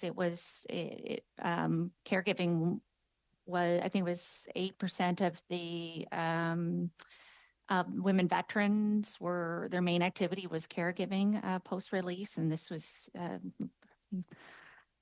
quite a bit higher. I think it was only 1 or 2% among male veterans, so it could have a significant impact on their participation in the labor market, and I'm sure caregiving can be quite a barrier to labor force participation among women veterans.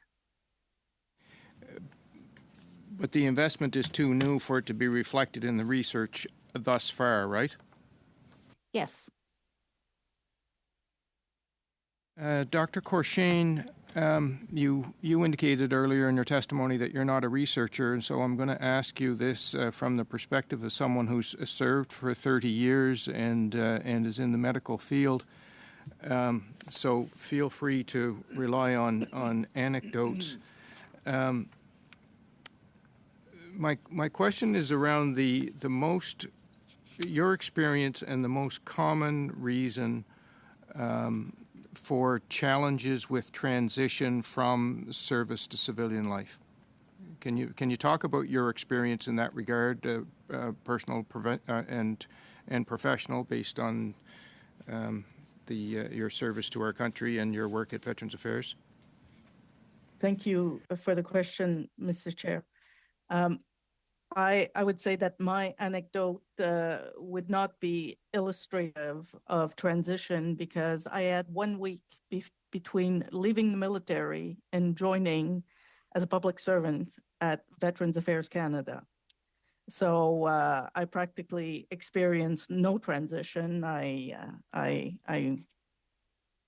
was no time. I jumped from one job to the next. So my journey would not be typical. In the course of your work, what we hear, yeah. In the course of your work, you would have interacted with hundreds of people. What Yes. has been your experience in your circle? I didn't mean it as direct and as personal as you answered. No. So what we hear from veterans around transition, and especially for those who leave not for voluntary reasons, but for medical reasons, is the loss of identity. So the loss of leaving the family and not having the regimental brothers and sisters there to support them. That is the number one reason that we hear about difficulty in transition. Thank you. Thank you. That's a good way to conclude, and it will be where we conclude. I want to thank, first of all of our witnesses. I think it was quite clear that there was, in this room and online, a lot of expertise and a lot of experience that was provided to this committee tonight in terms of the information that we were given. So thank you very much for the quality of your testimony and your responses. And I know there's some information that you're going to follow up and provide to us, so thank you in advance for that. And thank you to members. You know, I know we had a couple motions we dealt with. We were able to do that quite quickly. I'm sure that was all because I was here rather than over there. But either way, thank you very much to everyone for being quite expeditious in how we handled those. And with that, we'll close the meeting, and we'll see you all next week. Meeting adjourned.